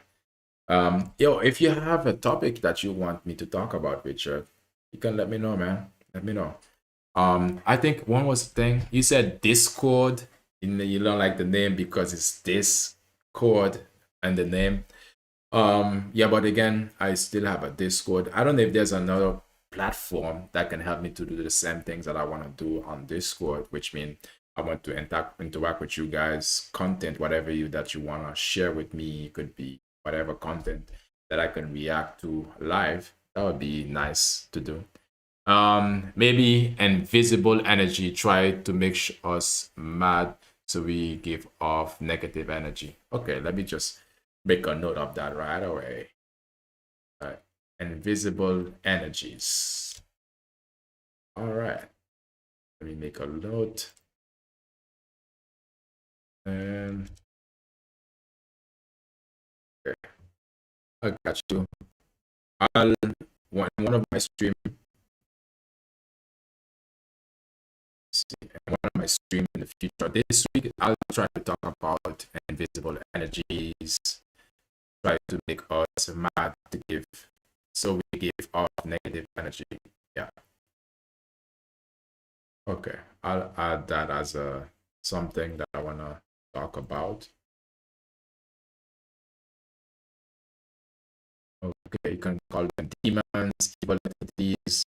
Yeah. Yeah, right. You can call them so many things, but at the end of the day, they are still not helpful, or basically distraction. Distract. Let's see. Yeah.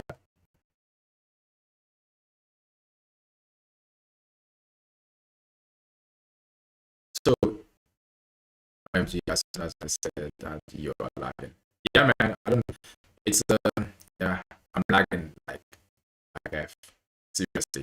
Yeah, man. I don't know what's going on, bro. But anyway, I think it's the evil entities, the invisible energies that are trying to take me off my energy. But it is what it is. It is what it is. Yeah, you know what I say to these negative energies, to these invisible energies, to these demons, to these evil entities? I say,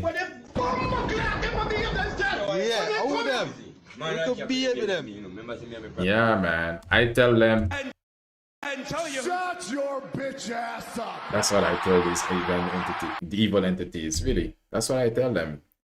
Yeah, man. Yeah, we don't see anything. We are open. And we open our minded people. Yeah, man. Yeah, Richard. What are you gonna do for the rest of the day, Richard? For me right now, it's in the afternoon or getting to the evening. Gonna have some dinner, gonna relax, and then gonna get back to see what's really going on here with my stream. Because this is some strange stuff. This is some evil or negative energy right here. Who's sending off this negative energy towards me, bro? Ooh. What have I done to people? Alright, I think this stream is over, but I'm just fixing some minor things as we go.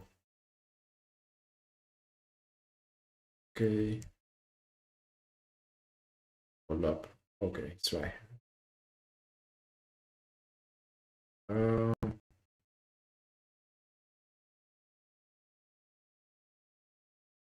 Okay, got it. Okay, Richard. Everyone else, like the stream, subscribe to the channel. Again, like I always say at this time, let me check. Let me wait for 30 seconds to see. I will lift more weight. Oh, will lift some weight. I find good for my mind. Yeah, man. Yeah, man, Richard. Lift some weights, bro. For me, today I'm not lifting. Tomorrow I'll be lifting. So what are you gonna be training, bro? Like I think yesterday I trained. Yeah. Tomorrow I don't know what I'm gonna train yet, but it could means maybe some legs. Man, yeah. The last week I did some squats, but with a specific machine, bro. I was feeling my legs for almost the entire week last week. So that's a good feeling. I like when I feel like that. So what's your favorite body part to train, Richard?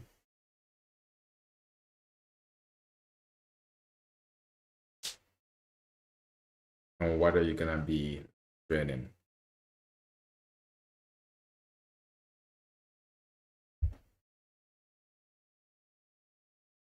See, bro, I'm gonna have to drop off now from the stream. You can answer me by just answer me in the comment section, bro. I have to get off.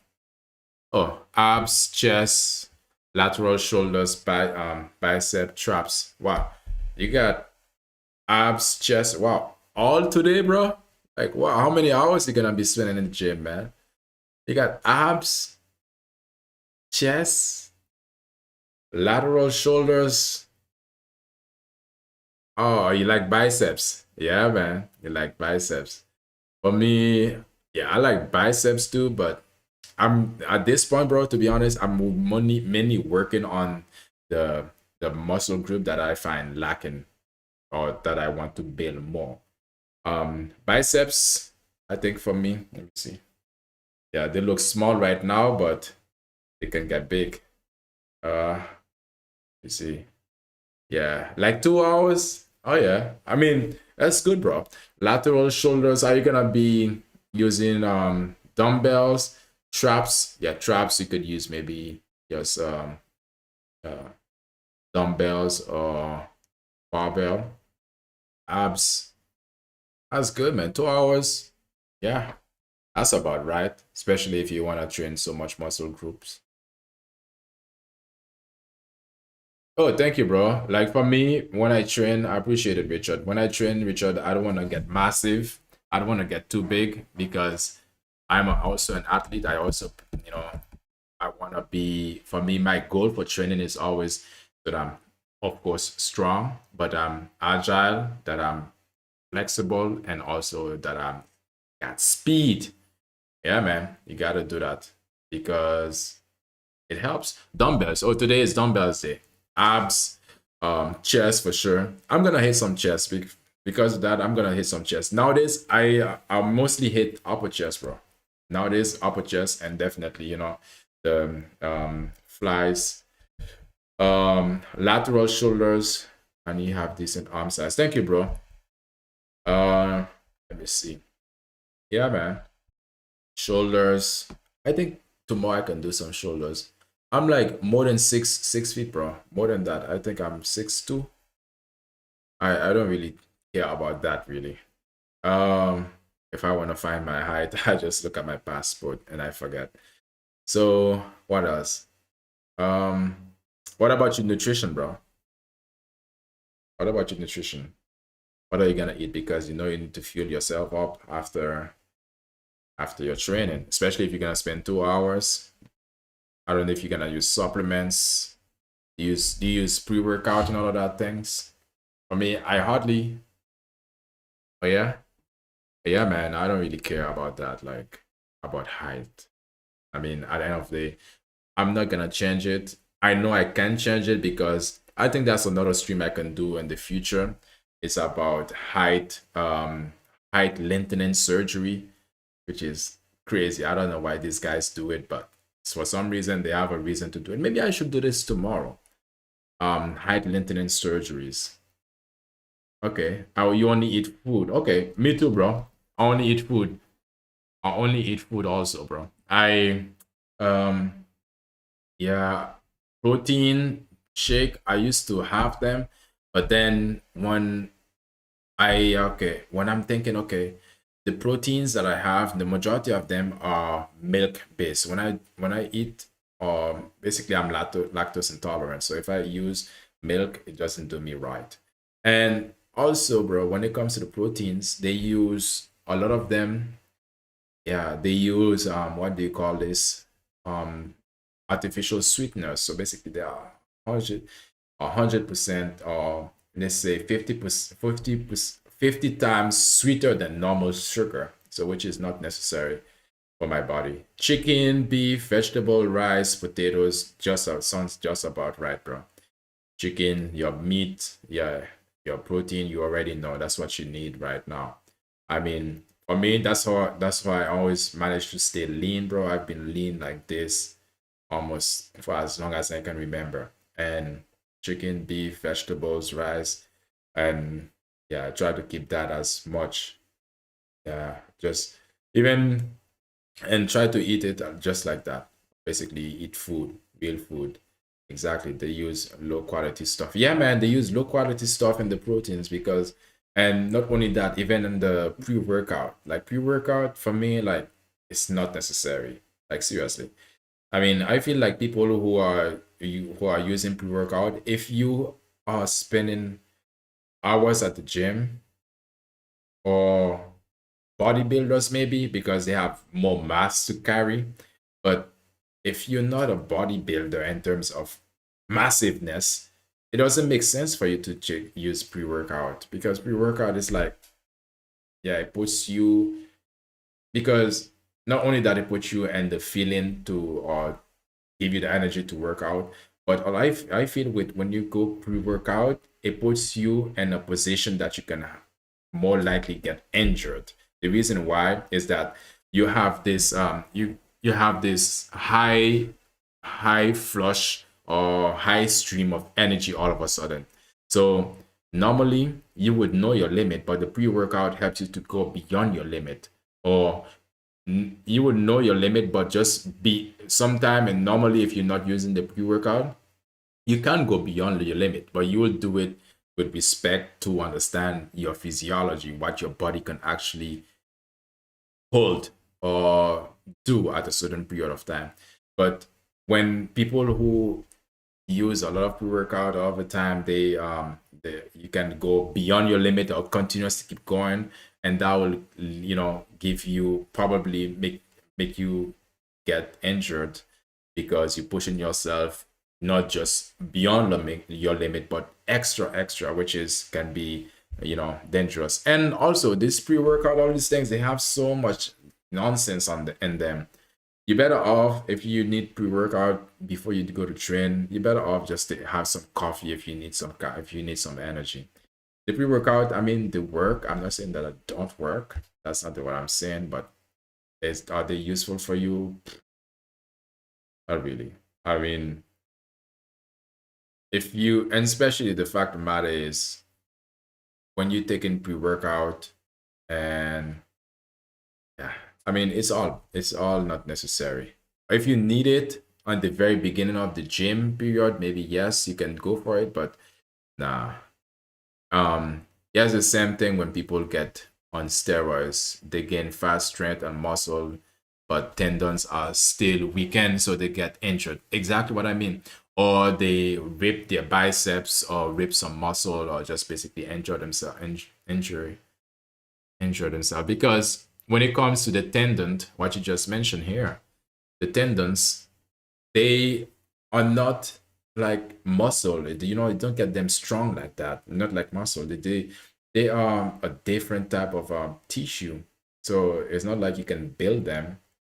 Yeah, you can make them get used to different pressures. But if you're gonna be going all out in the very beginning, of course you're gonna manage to mess up your tendons or your joints.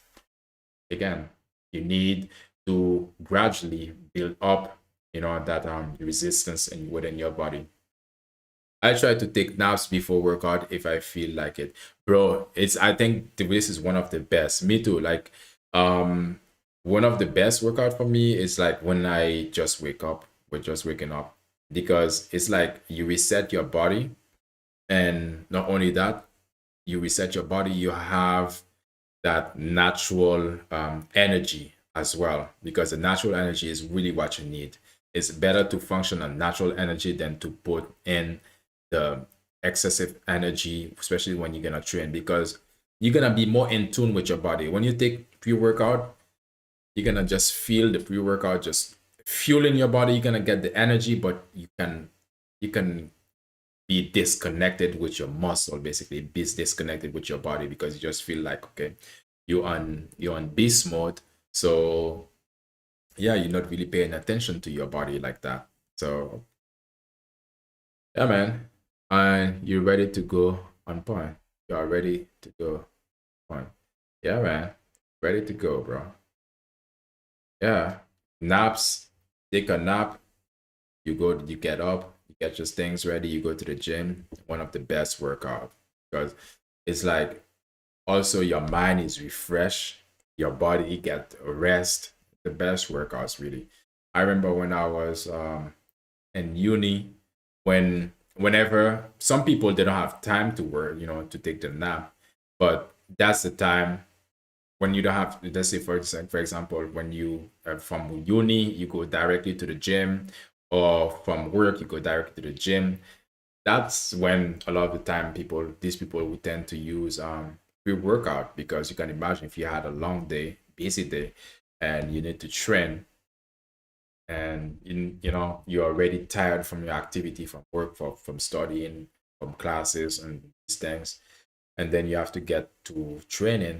Of course it's gonna be more difficult. But again, if you'll just basically, for me, sometimes what I'll do whenever I'm really feeling tired, I used to just go home first, take my nap, yeah, well, shower, take my nap, and then get up, and then I'm fresh, ready.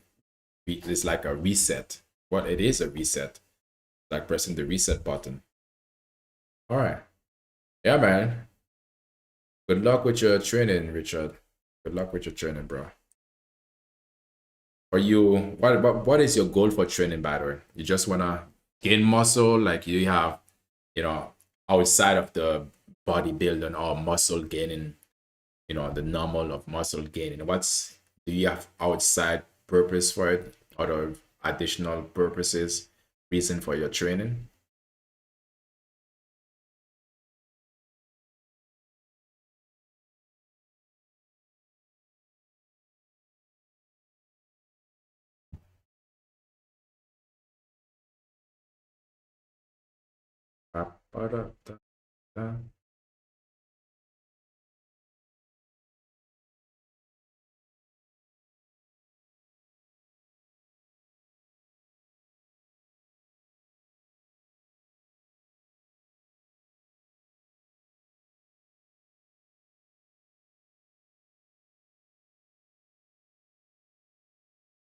Okay,